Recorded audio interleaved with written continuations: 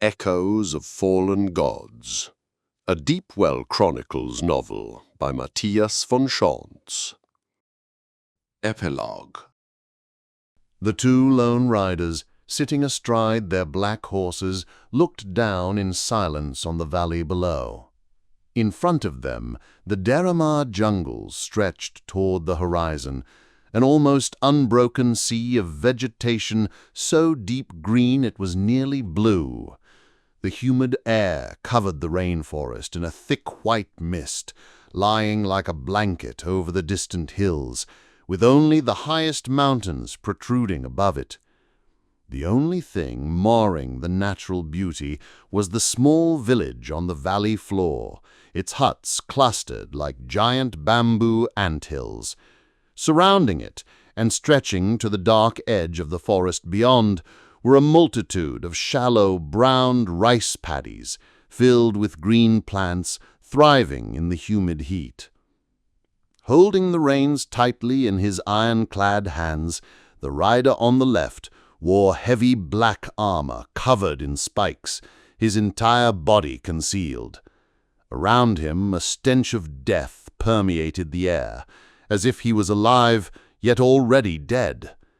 To his right, a young woman sat on her horse, wearing a blue coat embroidered with silver and gold, over black pants, fastened with detailed clasps of glimmering bronze.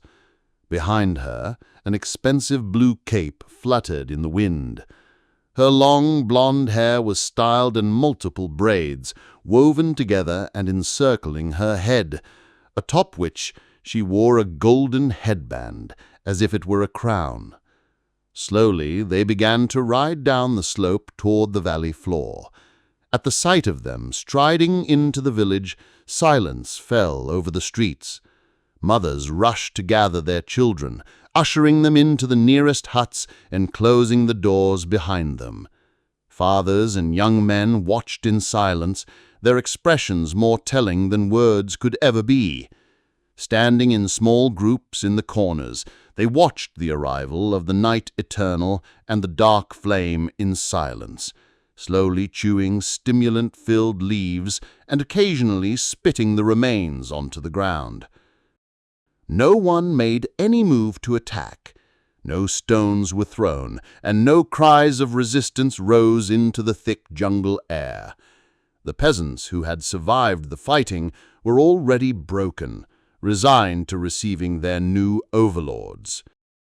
For the past few months, the Algerians had rolled across the savanna of western Deramar like locusts.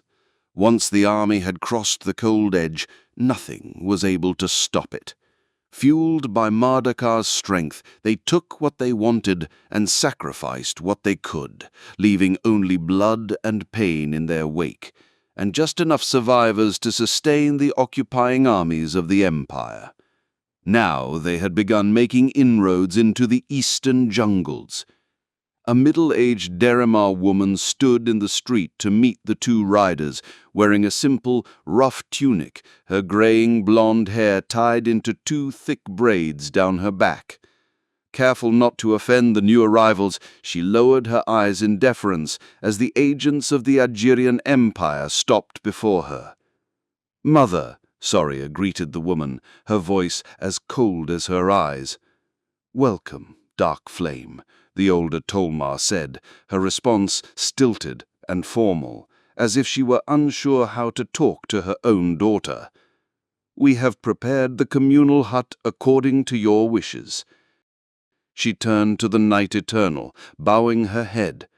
"All that we have is yours, my lord. Glory be to the Lion." "Glory be to the gods," Sir Pelham replied, his voice a menacing growl from within his black helmet. "Now bow before Mardakar, god of strength and genocide," he continued, addressing the villagers assembled behind the Deramar flowwalker. "Bow before Patera, god of healing and torture. Worship the gods of the world, and your flesh will become a sweet sacrifice to them. As he spoke, two beings appeared in the sky, towering above the village, larger than any man and shining as brightly as the sun, their faces more beautiful than words could describe, their clothes white as snow and adorned with ornaments of the purest gold and clearest rubies.